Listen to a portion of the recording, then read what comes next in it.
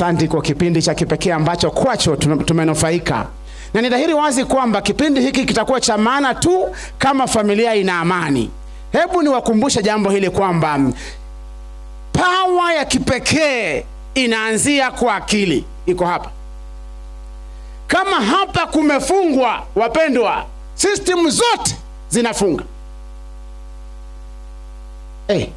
Nidhani tutasikia amina. Ninarudia. Kama mawazo yamefunga, eti kwamba kuna tabu, system yote inafunga. Na ombi langu ni Bwana kwa neema yake atupe hekima itokayo kwake ili mawazo yawe timamu. Mawazo yatulie, yawe na amani, furaha iwe nyumbani. Hapo ndipo mambo yote yataendelea vema. Jana waliokuwa hapa tulizungumzia nini? Mawasiliano. Na tukaahidi kwamba leo tungeweza kuangalia mambo muhimu matano ambayo mume yafaa afahamu kuhusu mkewe. Lakini nilipokuwa nikiandaa mambo haya nikapata ujumbe kwamba hapana mchungaji, unatupeleka haraka. Katika mawasiliano ulitufundisha tu jinsi ya kusemezana, lakini kama kuna vurumai tufanyeje? Kama kuna matatizo tufanyeje? Eti kwamba mimi nilipeana pesa ifanye shopping, baada ya siku 2 hakuna unga. Alinunua nini? Alienda kununua kiatu na akaenda saloon. Tufanyeje? Si eti saluni ni mbaya na kiatu ni mbaya, lakini wewe umetumana peana pesa za kufanya budget. Yeye ameona kiatu, akaenda saloon, akanunua unga moja. Unajua kuna watu ambao budget pia ni ngumu. Unamtuma, unamwambia aenda kufanya shopping, anaenda nunua spaghetti. Mwalimu wa afya nini? Anaanza na Indomie, spaghetti, anaweka biscuit, anaweka Weetabix, anaongeza makaroni, anaangalia chocolate, akikuja na maziwa, akiweka Blue Band, anakumbuka na ungangano hakuna, anaweka hiyo moja, ugali ni moja. Akifika kwa nyumba hata chumvi hakuna. Kuna kitu huwa wasahau, wanaongeza tissue. Sasa wewe ukiangalia shopping yote, you are looking for food in the shopping, hakuna. There is no food. Lakini yeye anakuambia si unaona nimefanya shopping. Yaani ile unashindwa ni nini hii? Sasa tufanyeje? Kwa hivyo kukiwa na vurumai tufanyeje? Mara nyingi utakuta familia tumekaa lakini tumekuwa na tatizo. Mtu wa kwenu alitembea, yeye akitembea anapikiwa sukuma. Wakua wakikuja KFC. Alafu unabaki kuteta, unanungunika, unashindwa mpaka lini? Wapendwa, nimeona leo tuone hatua 7 za kutatua matatizo nyumbani. Hapo ndipo tutaendelea na vipindi vifuatavyo kuhusu utamuelewa vipi dada huyu na mwanaume huyu. Ni dhahiri wazi kwamba ndoa ni ya kimbingu. Hamna lugha haswa ya kueleza mambo ya ndoa. Siri yake tu iko kwenye maandiko, kwa sababu before church, before government, before any other institution, there was family. Kwa hivyo familia ndiyo ya jadi zaidi, na muumbaji wa familia ni Mungu mwenyewe. Kukikuwa na shida tufanyeje? Kukiwa na tatizo, wapendwa, umeingia nyumbani ni kubaya, tufanyeje? Amekukosea kweli, ni sawa. Waefeso 4:26. Wasia, wadira au mwongozo wa familia ni suluhisha jambo hili haraka iwezekanavyo. Women are good in keeping records. Yani akaiweka na mara jambo lote linalokaribia na hilo likitokea anakumbuka. Suluhisha haraka iwezekanavyo. Msemaji, Waefeso 4:26-27 nasemaje? Muwe na hasira sawa, ila msitende dhambi. Twende. Jua lisichwe na uchungu wenu bado haujawatoka. Jua lisichwe ile hali uchungu wenu bado haujawatoka. Jamani, jua lisitue. Muwe na uchungu sawa, Amekukosea sawa, sijakataa. Amekosa, ni sawa. Na hata saa hizi kuna wengine wamekosewa, lakini wako hapa kanisani wanaomba labda muujiza utoke mbinguni utulize hasira hiyo, ni sawa. Lakini maandiko yanasema kweli muwe na hasira, lakini tafuta mbinu ya haraka kutatua mambo haya. Wacha kubeba hasira. Unapokuwa na hasira, unabeba hasira, ni kana kwamba mtu amebeba chuma moto, anamgoja mwenziwe aje amgonge kwayo. Swali, muda mwenziwe anapozidi kuwa mbali, nani anaumia? Ni wewe ambao umeshika chuma hii moto, unamsubiri aje. Kwa hivyo kuweni na hasira, lakini ikiwezekana tafadhali imalizeni haraka iwezekanavyo. Hasira inakaa kama kwekwe au kama mchwa, inakuwa kwa haraka na inasambaa haraka. Usipoikata kwenye moyo, unless you nib it at the bud mapema, itakula ndoa yako. Na tulipoanza tukubaliana kwamba there is no vocabulary like divorce in heaven. Hakuna talaka. Kwa hivyo kunapokuwa na tabu, tafuta mbinu haraka iwezekanavyo ya kung'ang'ana na tabu hiyo. Huyo wa Filipi 2:4, kuna kitu pale. Unajua ajabu ni kwamba ulipokuwa ukimchumbia alikuwa wa maana. Alikuwa wa maana sana. Ulikuwa unamdhamini katika kila hali. Mmekutana pale town, unamnunulia junk food. Unajua for some reason huwezi date mtu mpeleke Bama kunywa uji na viazi. Young people, unaweza enda kunywa uji na viazi? Mtu akikuita date alafu akubaie githeri, utarudi tena siku nyingine? No, nauliza tu, si kwa ubaya. Akikudate akununulia githeri ama akuambia uji na mnai, utarudi tena akikudate? Young people, are you in this church? Utarudi? Hiyo ndio wewe. No, miaka yako ninakubali kusema utarudi. Lakini kuna watu ambao miaka yani amekupanga vizuri alafu akubaia githeri. Na shindo mwanaume gani hii?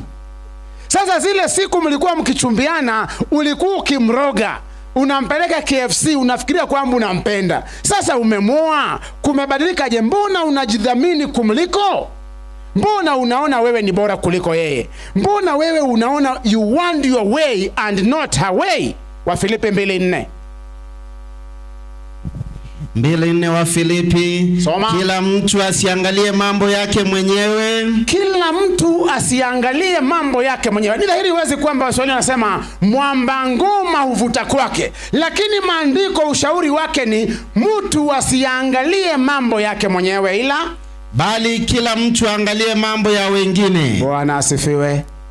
Mdhamini mwenzako, ni wa maana. Wakati ule jinsi alivyokuwa wa maana, mpe nafasi. Musikilize. Dhamini maoni yake, dhamini msimamo wake pia. Kwa hivyo katika hali hii ya kutatua tetesi, musikize, mpe nafasi, na ikiwezekana mdhamini. Bwana asifiwe. Kwa hivyo suluhu ya kwanza ya kutatua shida, musikilize, tatua kwa haraka iwezekanavyo, na pia mpe nafasi, mdhamini uweze kusikia wazo lake. Jambo la pili, kuwa mtu wa kusikiliza sana kuliko kuongea. Una masikio mangapi? Na midomo mingapi? Mbona kidogo mnapenda kuongea kuliko jinsi ya kusikiza? Wewe Bwana amekukirimu kwa masikio mawili. Uwe wa kusikiliza sana na uongee kidogo. Lakini kuna watu ambaye kabla hujamaliza statement ameimaliza. Kabla hujasema ashasema. Sasa ili tuweze kutatua mambo haya, kuwa mtu wa kusikiliza zaidi kuliko mtu wa kuongea. Yani wewe wa kila wakati, yani unasema, wewe umekuwa kama tarumbeta. Yani hata hajafungua hata hajasema umesema. Unajua ulikuwa unafikiria nini? Suacha kuambia nafikiria nini. Msamaji, sisi tumeamua tunataka kujua manual hii ambayo ni manual ya familia, kwa sababu tulitambua kwamba ili tufaulu, najua tabu tuko nao ni kwamba haya magari yote yako hapa, dereva wote 90% of these drivers have very little knowledge about mechanical business ya hii magari. Anajua kuwasha na kuongeza mafuta na kuendesha. Ukisikia kidogo unashindwa ni nini hiyo mechanic. So you keep on spending and spending and spending kwa sababu haujasoma manual ya gari hii. Ndio maana tulisoma juzi kwamba watu wangu wanaangamia kwa kukosa maarifa. Mojawapo ya kuangamia, tunapoangamia ni gharama nyingi. Tunatumia hela nyingi badala ya kufanya kazi ya Mungu ya kusuluhisha vitu ambavyo tungesuluhisha mapema. Nimesema wazo la pili au suluhu ya pili ni sikiza kidogo, sikiza sana, sema kidogo. Yakobo 1:19. Yakobo 1:19. 19:1 Yakobo. Hayo mnajua, ndugu zangu wapenzi. Twende. Basi kila mtu na awe mwepesi wa kusikia. Awe mwepesi wa kufanya nini? Wa kusikia. Awe mwepesi wa kufanya nini? Wa kusikia. Mwepesi wa kufanya nini? Wa kusikia. Kama ungekuwa umekaa na yeye muangalie. Na nimesema awe mwepesi wa kufanya nini? Wa kusikia. Bali si mwepesi wa kusema, si mwepesi wa kusema wala kukasirika. Bwana asifiwe. Our manual, the manual from heaven, inapeana wasia kwa jamii. Kuwa mwepesi wa kusikia, si wa kusema. Kwa hivyo wapendwa, Bwana anapenda familia yako. Si ajabu jana tuliambiwa kwamba ni sababu ya kusema sana. Familia nyingi zimetatizika. Kwa sababu gani? Kwa sababu wanasema sana. Na tulisoma kwamba hata mnaposemezana, do it gracefully and carefully. Pole pole. Identify tabu ni gani. Tabu si mwenzako na tabu si wewe. Tabu ni hiyo shida imeingia. Hiyo ndio shida. The trouble ni school fees. Trouble ni unga. Bwana asifiwe. Unga ndio Sasa si tu address shida ya unga. Mbona sasa unamuona mwenzako ndio mbaya? Shida ni unga. Waluya wako kwa nyumba hii. Hii unga uliweka vidole hivi na ukasheki ukaona, lakini umekuja umekuta imepungua.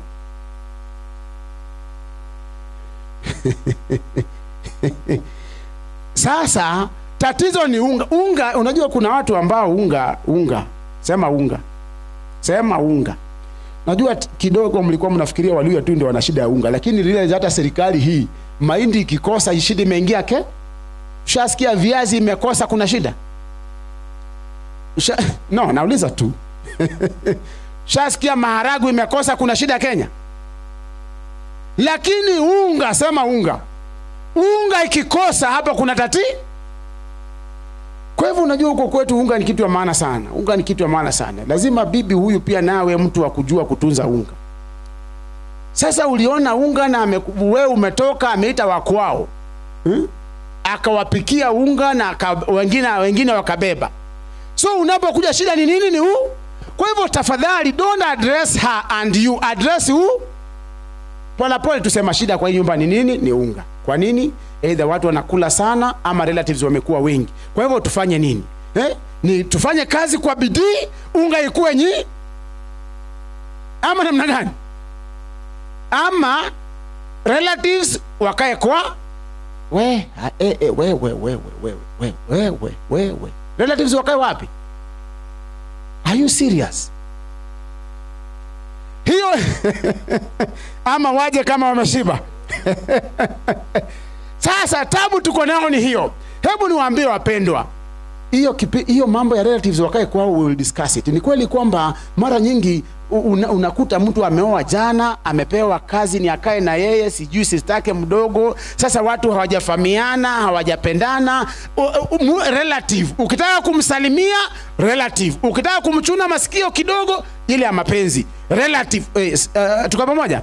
Kwa hivyo shida ikikuwa ni unga, let's address the problem, not our personalities. Na nilisema mdhamini mwenzako. Mambo haya hajatupata sisi tu, hata Warumi walikuwa na tabu hii, na ndo maana Paulo akiwaelekeza Warumi katika Warumi 15 sura ya kwanza na fungu la kwanza na la pili, kuna kitu anasema pale kuhusu jinsi tunawashughulikia wenzetu na jinsi tunatatua matatizo ambayo yako katika boma zetu. Warumi ni 15 sura ya fungu la kwanza, la pili na la tatu. Twende msemaji. Basi imetupasa sisi tulio na nguvu kuchukua udhaifu wao wasio na nguvu. Haya, tosha. Wapendwa, tulikubaliana juzi kwamba mwanaume, the buck stops at you. Lakini niseme hivi, we equally agreed kwamba you can be a male but you are not a man. Nirudie. You can be a male but you are not a man. Kwa sababu ajabu ni kwamba katika maboma zetu kuna wale ambao utakuta mwanamke ndio anasema. Lakini hata kama unasema, kumbuka maagizo na maadili ya maandiko ni mume ndio kichwa cha nyumba. So as much as you are behaving like a man in that house, na ni kweli kwamba kunapokuwa na shida labda wewe ndio kusema zaidi, kwa hivyo unapewa ushauri, hata kama wewe ndio unaona una nguvu zaidi, na wewe ndio unaita mkutano wa kutatua masuluhu. Unajua kuna wanaume wengine, yani hakuna unga na hasikii kitu, yani haimuumi, yako tu, yani yuko tu. Unashindwa huyu mwanaume gani? Mtoto amefukuzwa school fees na yeye hafikiri, yani yako tu. Yani unasikia, kuna wanaume kama hao. Na kusikia kuna wanaume kama hao, yani hakuna unga lakini yeye yako amekaa naona TV na yani haimuumi. Yani mtu kama huyu unashangaa, are you thinking? Yani katikati ya akili yake kuna nini? Yani ni akili iko ama ni wacha niseme hiyo, wacha niseme. Lakini yani yuko, yani mtoto amefukuzwa school fees haimsumbui.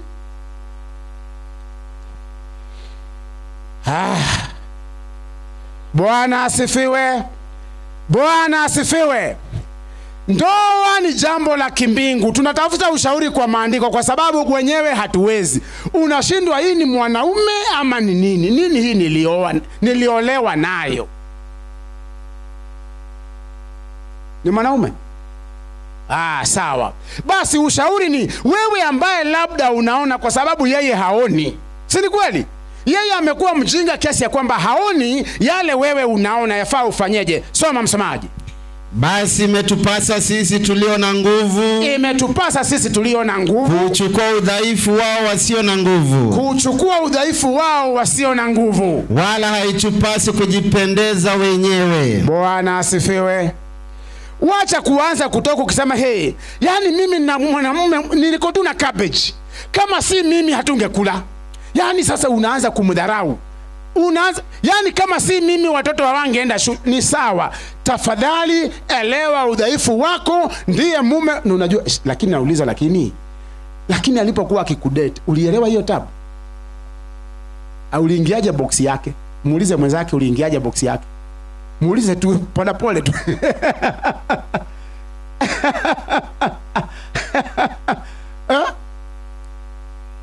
What happened?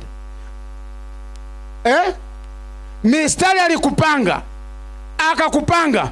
Kwa hivyo elewa kwamba japokuwa anaonekana mnyonge, bado ana hiyo hekima. Kwa hivyo mdhamini atainuka tena. Bwana asifiwe. Bwana asifiwe. Si wewe uliingia box yake na ukaangalia wanaume wengine wote ukaona hawafai? Na kwanza hebu kumbuka venye ulitoroka kwenu. Ulitoroka. Tulipoanza tusema kuna wale walienda soko hawajarudi nyumbani. Wengine walienda mtoni bado hawakurudi. Wengine walienda kusiaga hiyo unga walikula na jirani. Sisi tulikubaliana hivyo. Sasa hata saa hizi akionekana mnyonge, elewa kwa maadili ya mbingu, he still remains the man of the family. Bwana asifiwe. Na kipindi hiki kinamwamusha sasa kwamba be a man. Wake up and take responsibility. katika mifululizo ya vipindi vingine tutaelewa Mungu amemuita mwanaume kwa majukumu yapi katika familia na mwanamke. Soma umaliza fungu hilo mzee wangu. Kila mtu miongoni mwetu na ampendeze jirani yake. Ndio. Apate wema akajengwe. Apate wema akajengwe. Jamani, unamuona Mungu alikupa mume huyu, alikupa mke huyu, ana tabu zake, lakini kunapotokea changamoto mdhamini na umwelewe na tabu zake. Cushion the man, cushion your wife. Huyo ndiye umepewa, na maandiko inasema till death do us part. Bwana asifiwe. Simdharau. Zawadi ya kipekee unaoweza kupatia watoto wako ni wanapoona unamdhamini baba yao, wanapoona unamdhamini mama yao bila kumdhalalisha mbele yao. Unaanza kutia watoto vitina. Angalieni baba yenu venye anakaa. Sasa huyu hata nilikuwa nikiangalia wapi. Unaambia watoto hivyo. Unajiroga mwenyewe. Mdhamini, mfunike aibu, tembea na yeye, na kwa maombi Bwana andamjalia tena. Bwana asifiwe. Kuna jambo lingine. Mambo yanapokuwa magumu, what do you do? Lazima uweze kutafuta mbinu ya kufaulu. Katika Warumi huyo 12 anawaambiaje Warumi 12 hapo 10? 12:10 Warumi. Ndio. Kwa pendo la undugu, mpendane ninyi kwa ninyi, kwa heshima, mkiwatanguliza wenzenu. Ukimtanguliza, imagine amekuwa mjinga kiasi hiyo, lakini mdhamini na umtangulize. Bwana asifiwe. Tunaishi katika kipindi kigumu ambacho we have a lot of women empowerment issues. Kuna pesa serikali hii za wanawake na vijana, ni kweli? Talk to me. Ni kweli?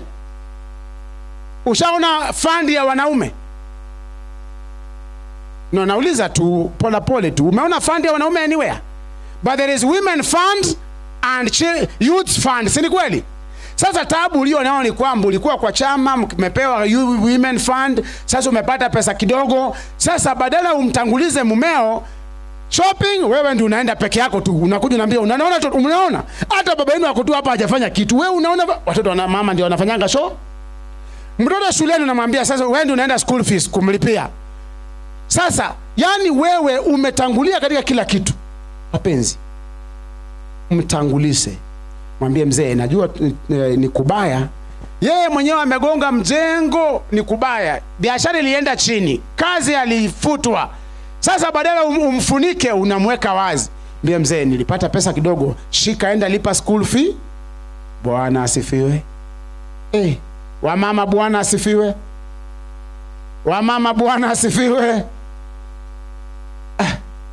Hapo sasa kidogo amina zimekuwa chini. Kwa nini yani lazima tu wewe uonekane wewe ndio unalipanga school fees? Unaonyesha watoto wewe ndio unalipanga school fee?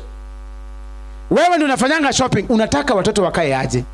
Yani waone babao ni bure kabisa. Ushauri wa maandiko. Dira hii, manual hii ya familia inakata kama upanga, au sio? Yani wewe mwenyewe unafunika macho, unasema ile mzee kwanza ile loan nilipata nikampa akakula. Tena nimpe wengine, afadhali nikufe na watoto wangu. Sivyo ndio unafikiria? Tunasema kwamba mdhamini mwenzako, mpendane na umtangulize kwa mambo yote. Bwana asifiwe. Mambo haya yanapozidi kuwa mazito, kuna suluhu lengine mambo kunapokuwa na matatizo. Kuna kitu hii hakuna neno pole. Kama mnalo niambie. Hebu wakisimu niambie mko na pole. Sema kama mko na pole. Inasemaje? Ati pole ya nini? Neno pole. The word sorry. Do you have it in your mother tongue? Inasemaje? Ngorani pole, wacha kudanganya watu. Wakikuyu mko nayo? Wajaluo, neno pole mko nayo? Ni gani? Sorry. Sorry ni kizungu. Mos. Unajua mos has a connotation ya kumwambia pole kama ameumia ama analia. Mos. Lakini ile pole yenyewe mos. Wajaluo mko nayo? Mos. Okay. Wakikuyu? Waluya? Wakamba? Kwa hivyo si walaumu. Neno hili pole si hatuna asili yake, sorry. Na ndo maana ni vigumu sana mwanaume kusema pole. Halo?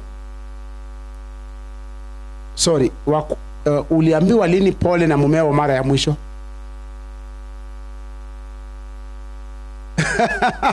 Leo asubuhi. Hata wakati amekosa mwanaume asemi pole, anaanza tu kubehave na maana likely to suggest kwamba elewa tu. Yani wewe jua tu nimekosa. Lakini kusema tu, sikiza madam, I am sorry. Ajabu ni kwamba hata siku hizi wanawake kusema pole imekuwa ngumu, ni kweli? Sema sorry basi, sorry basi. Kama nivyo sorry ba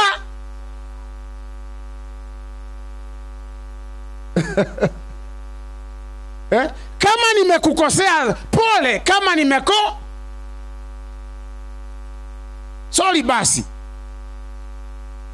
Hiyo ni sorry. Si hata wewe unajua hiyo si sorry. Kuna 3 magical words ambayo hata jaji wa serikali akikuangalia vizuri na aone umeyasema kweli, ana uwezo hata kama uliua mtu wa kukuachilia.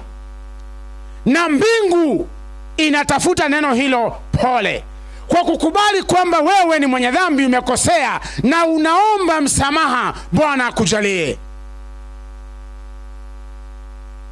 Tumejazwa na ubinafsi na taasubi ya kiume na kiburi cha kike kiasi ya kwamba kuomba msamaha imekuwa kazi ngumu.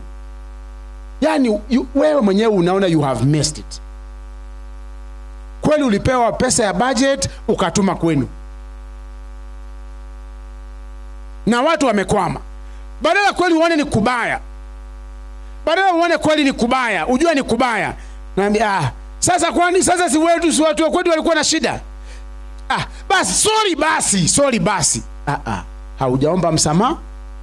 Kukikuwa na tatizo, jifundishe kusema pole. Kuna mambo matatu ambayo kwayo wengi wameshindwa: neno pole, tafadhali na asanti.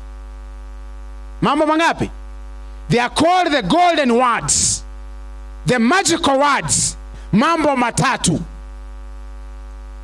Nimesema jambo la kwanza ni gani? Pole. La pili, tafadhali ama please ama excuse me. Ya tatu, asanti, thank you. Mambo haya yametutatiza katika jamii, na mambo haya ndio yanavunja moyo. The 3 words can break. Jana tulisoma kwamba mapenzi mazuri, ukisema mambo haya kwa mapenzi, yanavunja hata mifupa. Kumekuwa na shida, sema pole. Create mazingara mazuri. Na unaposema pole, say it like you mean it. Tafuta nafasi nzuri, lugha nzuri, hali nzuri ya kusema pole, nimekosea. Pole, naomba msamaha. Pole. Ukiambia mtu pole, moyo wake pia unapona, anaridhika. Hata yeye anasikia ameridhika kweli, umesema pole. Ukisema asanti, asante. Hata kama ni ugali tu amepika kaugali kazuri hivi na sukuma, akaongeza avocado hapo kando, sema tu wazee, sema nini? Wazee mpo, lakini wacha kusema wewe ndio ulileta. Si ungepika mwenyewe basi? Umepikiwa tu kaugali kazuri, sema hebu semeni asanti huko. Hebu semeni asanti. Okay. All right. Hebu semeni asanti hapa. Shukuru jamani, shukuru. Learn to appreciate. Ukiambia mtu thank you, ana nia ya kukufanyia mema kwa sababu anaona umeappreciate.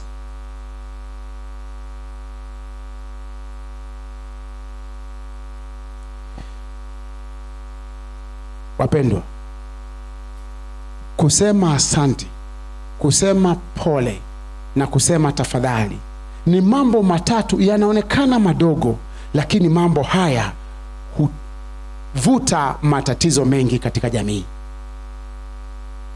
Tunapoendelea kuangalia jamii zetu, tutaelewa kwamba vitu vinavyovunja jamii yetu si vitu vikubwa.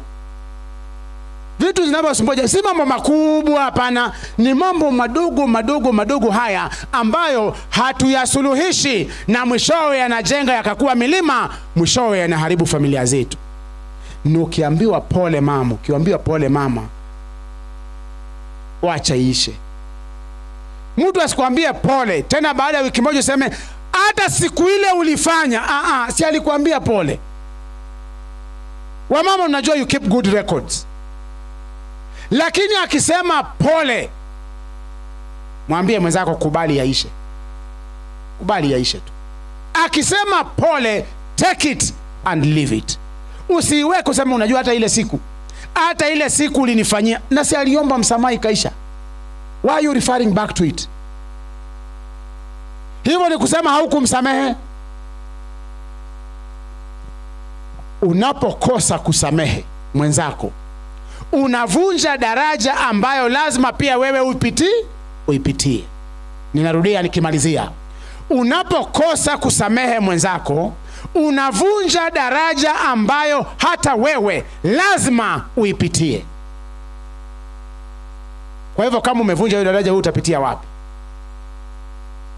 Kuwa Mkristo ni kujifundisha mambo hayo matatu. Na rafiki yangu, tatizo moja hapa Kajiado, kuna watu ambao wamejiamini kiasi ya kwamba wao wanaona wao ndio uwezo.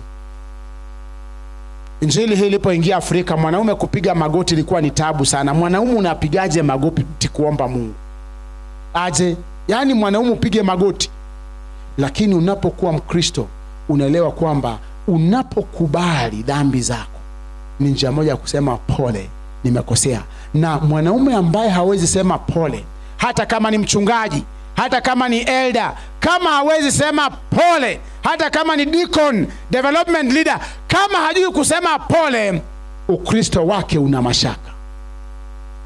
Ombi langu ni Bwana atuneemeshe na atuwezeshe, kunapotokea tatizo tuzingatie mambo haya, ili tuweze kutatua matatizo ya kwetu, jamaa, familia zetu, tupate raha irudi nyumbani, tufurahie, na iwe mbingu ndogo. Watoto wetu wanapokuwa akiona tunapendana, basi hapo watashukuru Mungu na kujua kwamba familia ni ya namna hii, na tuzidi kujifundisha kuhusu familia. Continue learning. Mambo haya hayatakuja kimiujiza katika jamii zako. Soma maadili, omba, tafakari juu ya neno la Mungu, na Bwana wa mbinguni atakubariki na atasimamisha jamii yako. Bwana awabariki. Amen. Ombi langu, Bwana tubariki, tuweze kusimama ili tuweze kufanya maombi tunapofunga kipindi hiki.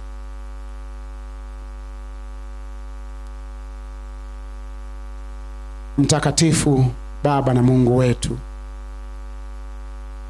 tunakushukuru kwa neno lako ambalo limekuja kwetu, wasia wa kipekee kulingana na familia zetu. Ni dhahiri wazi kwamba tumekwaruzana katika jamii hizi, na mara nyingi tumeweka hasira, na mara nyingi familia zetu zimepata uchungu na zinasambaratika sababu ya taabu na sababu ya kukosa maarifa kwetu. Tunakusihi tusamehe. Asante kwa neno lako limekuja kwetu. Tunakusihi utuwezeshe kuwa wasikilizaji na watendaji wa maadili haya. Neema yako itoshe, mapenzi yako yatimizwe, katika jina la Yesu tunaomba na kuamini. Amen.